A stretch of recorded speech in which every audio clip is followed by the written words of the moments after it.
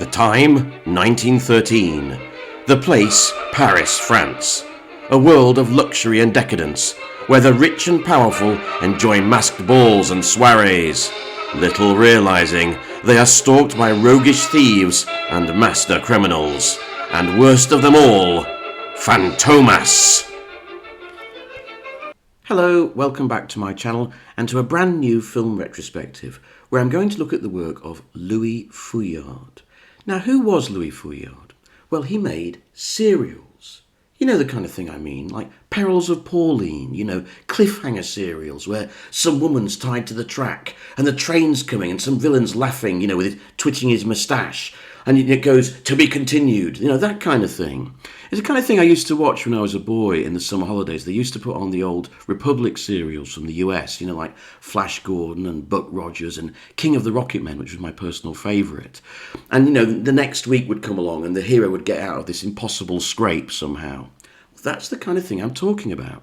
Now, can I seriously be suggesting that someone making that kind of film is one of the greatest filmmakers cinema has ever given us? Well, that's what I'm going to try and argue in this retrospective. Let's look at Louis Feuillade and who he was. He started getting into filmmaking in the 1900s. He was an incredibly prolific writer of synopses and scripts, and he worked for Alice Guy Blaché, who was the head of Gaumont, one of the most powerful people in film at that time. And eventually he became a director. And he directed all sorts of things. He directed a lot of comedy shorts. He used to direct this little boy who became a child star, who actually appears in his second serial, Les Vampires. But in the 1913, he started making crime serials. And he started with the film that we're going to look at today, Fantomas, which was something of a sensation in its time.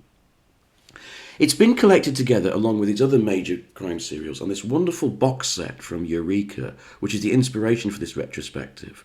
They've collected together 4 of his serials, not all of them actually as they claim. They haven't included the sequel to Judex, La Nouvelle Mission de Judex, and they haven't included his last serial, Barabbas, which I can't get hold of anywhere. If any of you can, let me know where you find it.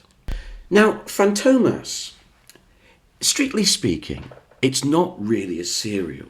It's 5 films that were made from 1913 through 1914, released separately, each based on a different novel. The Fantomas series was like a sort of penny dreadful series of novels about this master thief and criminal who haunts the bourgeoisie of Paris and France, right? And what was particularly interesting about these serials, what captured the imagination of so many people? Well, at the time, they were seen as quite naughty. They were sort of slightly amoral. Many critics at the time frowned upon them, thought they were bad taste and not good for the public, that kind of thing. So in his time, when he was making these serials, Feuillade was not celebrated. The critical and middle-class fraternity did not like his work at all, and he wasn't very well known outside the world of the film industry. The first people who fell in love with Feuillade's work were the surrealists, André Breton and his mob. Now, they fell in love with his work for 2 reasons, and bear in mind, they didn't even know his name. They didn't know him as an auteur-director. They just liked the films, right? And what they liked about it was twofold. First of all, they liked the fact that these were popular works that were not respectable, right? That appealed to them. They were about criminality, anarchy, people thieving, setting bombs for people. That was, grist to the surrealists' mill, if you like.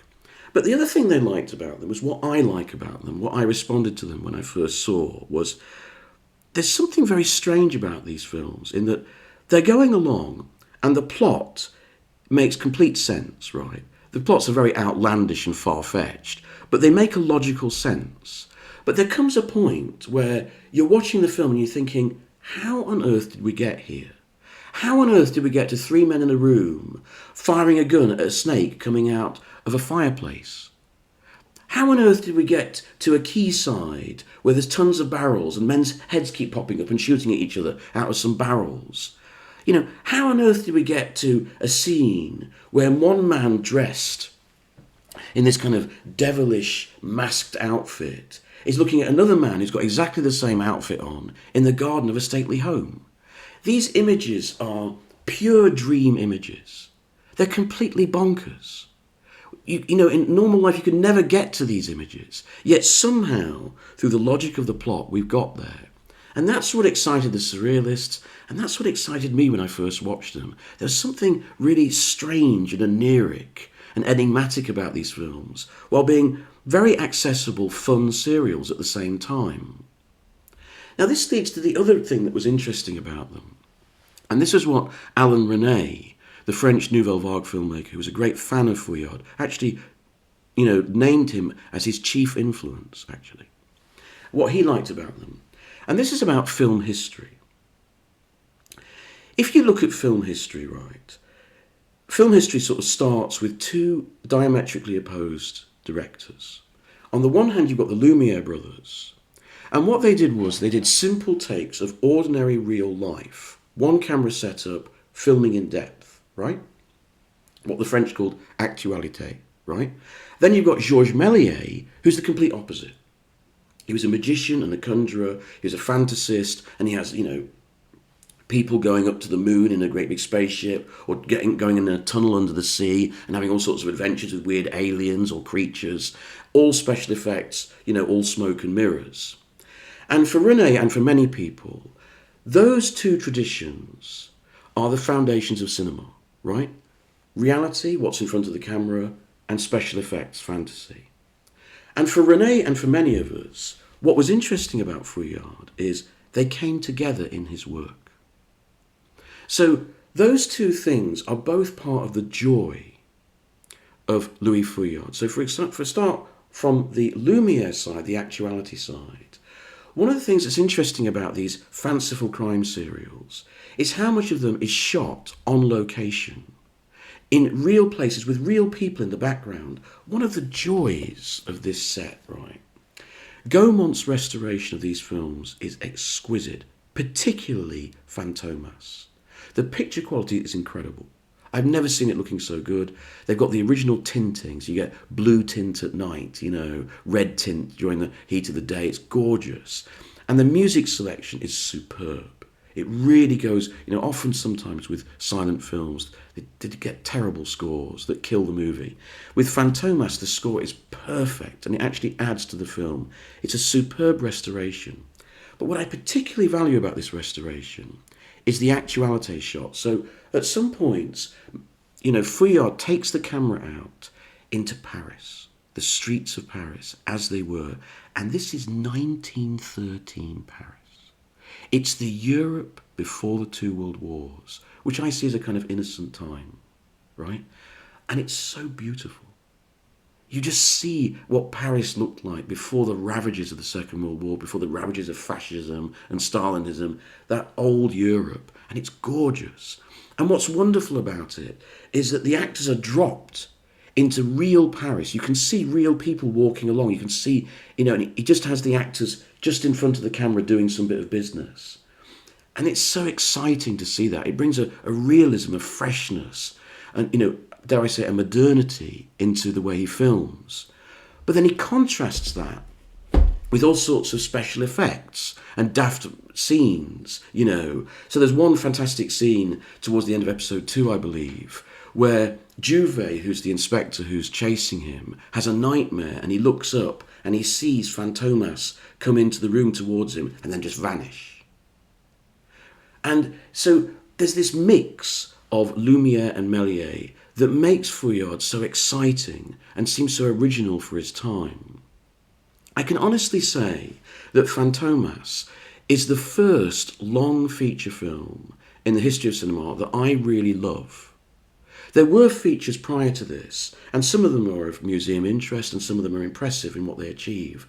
But this is the first one that I really feel, I'm not just watching it from a distance out of museum interest, I love it. I'm enjoying it. I'm addicted to the action. I'm addicted to the characters. And it's partly because of that wonderful meld of, the real and the surreal, the, Lumiere and the Melier together. That mixture of logic and craziness, which makes these films so special. They're so wonderfully anarchic and subversive. Many commentators have spoken about the reason they like these films is because they're a bit naughty, right? And they're enjoying subverting the cosy world of the bourgeoisie. And it's true that there are some moments in these films where they're fantastic, right? There's one scene where Fantomas has lured the police into a trap. He set a bomb in this mansion house, and you see him outside, and the bomb goes off, and he goes, "Yay!" And it's a fantastic image. This man just lifting his hands. I've killed them all. Brilliant. It's so fun, right?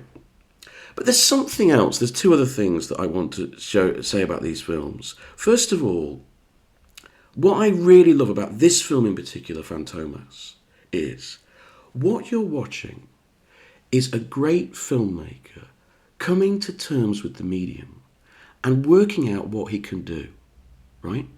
We're so used to the idea of the complete filmmaker, like Hitchcock or Dreyer or Tarkovsky or Bellatar, who's completely in control of their medium and knows what they want to do.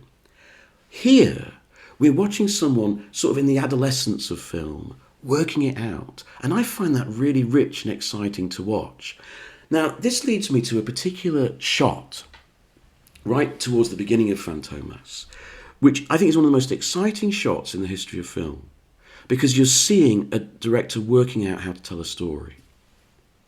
What happens is, Fantomas has got a lady sort of collaborator, Lady Beltham, yes, she collaborates in having her husband killed, and then she becomes his kind of mistress, right? Fantomas has been imprisoned, and he's going to be executed in the morning. And a bit improbably, there's an actor in town who decides that he's going to impersonate Fantomas on stage. He's going to actually stage the execution, and so the whole of Paris comes to see it, right? Lady Beltham hires a box in the theatre. Now, the camera is placed at the back of the box. She is in the foreground to the left, and behind her in depth we can see the stage. The play begins, and what we're watching is Lady Beltham, and she's doing that sort of silent movie action. She's going.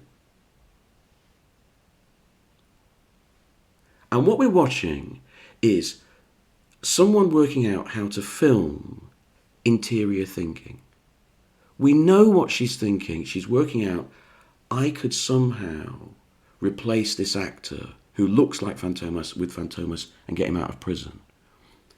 But it's not filmed, there's no intertitles, nothing. It's just done through in-depth shooting so that the idea is connoted to the audience. And that, to me, is so exciting. Because that's the start of how you work within film.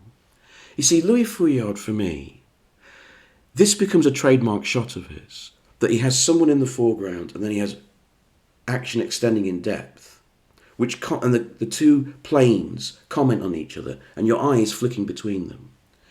And Feuillade, for me, is one of the great directors of depth shooting in cinema. This is something that we'll come to see in Wells, with Citizen Kane. It's something that we'll see with William Wyler in Best Years of Our Lives. It's something we'll see with Mizoguchi.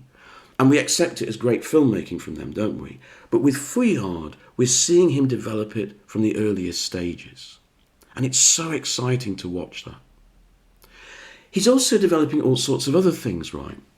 One of the things I like about this series, Fantomas, all the stuff that we associate with crime cinema, it was done here first. So we have a car chase.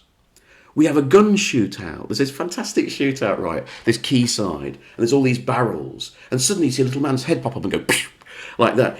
It's just like that Police Squad scene with Leslie Nielsen, when he's reaching round the dustbin and then shooting and then going back again. It's just like that, right? Then there's a scene where a guy he's on a train and he has to go on the duck board outside and he's walking along the train. All this stuff is being done for the first time. It's so thrilling to see the crime movie coming together. There's a long sequence where they show fingerprinting, which of course would have been fascinating and new to many people in the audience. And this leads to the revelation that Fantomas is wearing the gloves made of the skin of a dead man. Sometimes some of it is very morbid, some of it is very dark. And actually, what's really interesting is that there are some shots in Fantomas which took my breath away because they're very dark and they anticipate film noir. There's an amazing shot of Lady Beltham at night between the sort of French windows and the shutters. You can barely see her. There's another shot right at the start of the last episode where Fantomas is in prison. There's a sort of window and there's a flashing light, opens up the darkness, just like a film noir effect. And you're seeing all this for the first time. It's so exciting. And that's why, for me, I agree with those critics who say something else about Feuillade. He's the first modern director. You see, if you go back to the history of film, as I was outlining it, you have, the Lumiere brothers and you have Georges Melier, right? Now, in traditional film histories, the next big name you come to is D.W. Griffith. Griffith is attributed with bringing all the techniques that were being developed together into a feature film which was complex and subtle, so Birth of a Nation or Intolerance. I have to be honest, I find those films very difficult to watch. And the reason I find them difficult to watch is not because they're not brilliant cinematically, because they are, right? But because the sensibility of the man making them is very Victorian. It's often been talking about the racism of D.W. Griffith, but actually his whole way of looking at the world is Victorian. It's quite antiquated. It's a strange thing about D.W. Griffith. He's an incredibly modern filmmaker in terms of his craftsmanship and his experimentation, but his mindset is about 50 years back. What's exciting about Feuillade to me is that the modern world, not just modern cinematic techniques, but the modern way of thinking and looking is there. I find these films addictive to watch. When you're watching Griffith, to a certain extent, you sort of prepare yourself to watch something and feel important for watching it, don't you? You don't have to with this. You can just enjoy them as you watch any other movie because they're such fun. There's a sort of boyish gleefulness in the way that they're made. The stories are fun, the plots are daft, it's massively over the top, but it's made with a fantastic confidence and assurance that's very, very modern in its sensibility. And that's another reason why I love Louis Feuillade so much. I also think, look at the acting, right? A lot of the acting is typical, silent movie acting, all this sort of all that stuff, And much of his framing is done in the traditional proscenium arch style framing. So you've got a door on the left, door in depth, and people come in just where you expect them to come in. But Feuillade is moving forward, and some of the performances are very subtle. Like, for example, there's a scene in Fantomas where Fandor, who is the friend of the Inspector Juve, is tracking a young woman through the streets of Paris, and they actually get on a real train and move through Paris.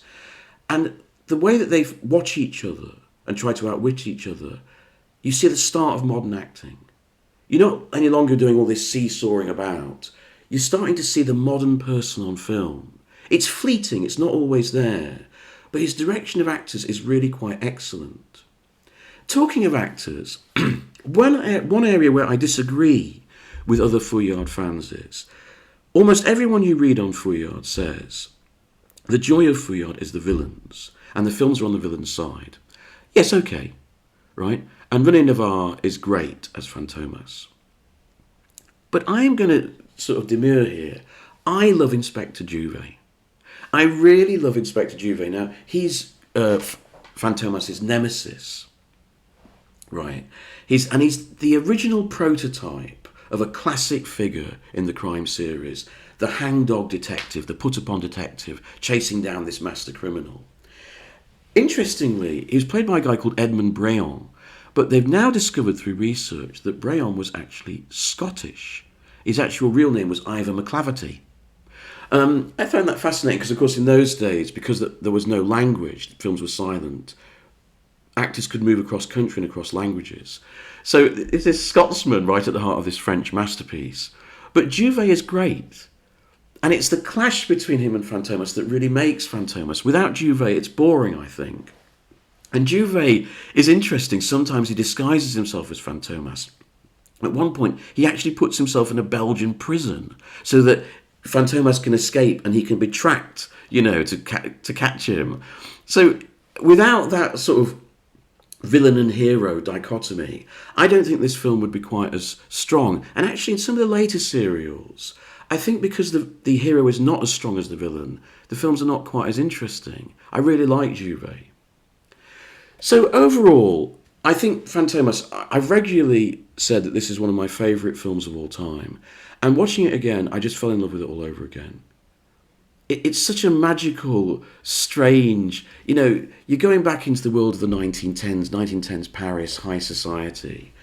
But all the time you're seeing the formation of the modern crime film as you know it. It's surreal, it's fun, it's deliciously anarchic. I just think it's fantastic filmmaking. Next time I'll be looking at his next serial, which is more celebrated, Les Vampires. Is Fantomas really defeated? Will he ever return? Will Lady Beltham's hairstyle survive? Find out next time.